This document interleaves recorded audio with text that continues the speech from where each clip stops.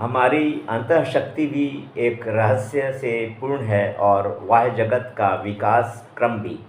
अतः जीवन में ऐसे अनेक क्षण आते रहते हैं जिनमें हम इस रहस्य के प्रति जागरूक हो जाते हैं। इस रहस्य का आभास या अनुभूति मनुष्य के लिए स्वाभाविक रही है, अन्यथा हम सभी देशों के समृद्ध काव्य साहित्य में किसी न किसी रूप में इस रहस्य भावना का परिचय न पाते। यह वही काव्य है जो अपनी साकारता के लिए केवल स्थूल और व्यक्त जगत पर आश्रित है, और न वही जो अपनी सप्राणता के लिए रहस्यानुभूति पर। वास्तव में दोनों ही मनुष्य के मानसिक जगत की मूर्त और बाह्य जगत की अमूर्त भावनाओं की कलात्मक समष्टि है। जब कोई कविता काव्य कला की सर्वमान्य कसौटी पर नहीं कसी जा सकती, तब उसका कारण विषय विशेष न होकर कवि की असमर्थता ही रहती है। पिछले छायापथ को पार कर हमारी कविता आज जिस नवीनता की ओर जा रही है, उसने अस्पष्टता आदि परिचित विशेषणों में सूक्ष्म की अभिव्यक्ति, वैज्ञानिक दृष्टिकोण का अभाव, यथार्थ से पलायन वृत्ति आदि नए जोड़कर छायावाद को अतीत और वर्तमान से संबंधहीन एक आकस्मिक आकाशचारी अस्तित्व देने का प्रयत्न किया है। इन आक्षेपों की अभी जीवन में परीक्षा नहीं हो सकी है, अतः यह हमारे मानसिक जगत में ही विशेष मूल्य रखते हैं। कितने दीर्घकाल से वासना उन्मुख स्थूल सौंदर्य का हमारे ऊपर कैसा अधिकार रहा है, यह कहना व्यर्थ है।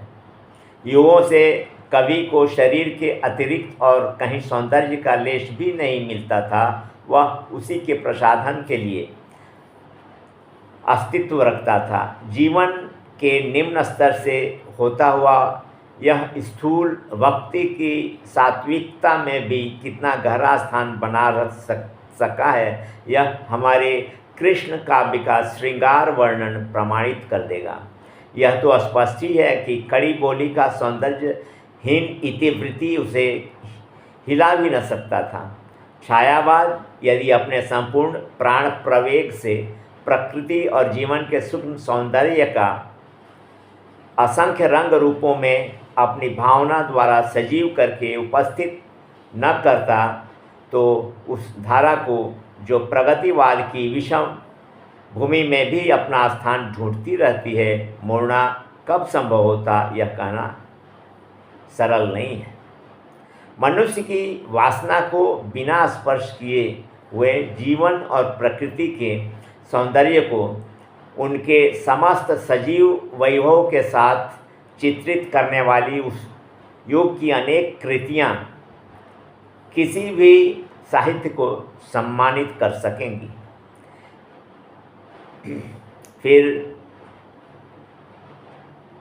आधुनिक कवि महादेवी वर्मा के विचार में तो सूक्ष्म के संबंध का कोलाहल सूक्ष्म से भी परिमाण में अधिक हो गया है। छायावाद स्थूल की प्रतिक्रिया में उत्पन्न हुआ था, अतः स्थूल को उसी रूप में स्वीकार करना उसके लिए संभव न हो सका। परंतु उसकी सौंदर्य दृष्टि स्थूल के आधार पर नहीं है, यह कहना स्थूल की परिभाषा का संकीर्ण कर देना है। उसने जीवन के इतिवृत्तात्मक यथार्थ चित्र नहीं दिए, क्योंकि वह स्थूल से उत्पन्न सूक्ष्म सौंदर्य सत्ता की प्रतिक्रिया थी, अप्रत्यक्ष सूक्ष्म के प्रति उपेक्षित यथार्थ की नहीं जो आज की वस्तु है। परंतु उसने अपने क्षितिज से क्षितिज तक विस्तृत सूक्ष्म की सुंदर और सजीव चित्रशाला में हमारी दृष्टि को दौड़ा दौड़ा कर ही उसे विकृत जीवन की यथार्थता तक उतरने का पथ दिखाया है। इसी से छायावाद के सौंदर्य दृष्टा की दृष्टि कुत्सित यथार्थ तक भी पहुंच सकी। यह यथार्थ दृष्टि यदि सक्रिय सौंदर्य सत्ता के प्रति नितांत उदासीनता या विरोध लेकर आती है, तब उसमें निर्माण के परमाणु नहीं पनप सकते। इसका सजीव उदाहरण हमें अपनी विकृति के प्रति सजग पर सौंदर्य दृष्टि के प्रति उदासीन या विरोधी यथार्थदर्शियों के चित्रों की निष्क्रियता में मिलेगा। आगे अगले अंक में महादेवी वर्मा के विचार आप सुनेंगे। धन्यवाद।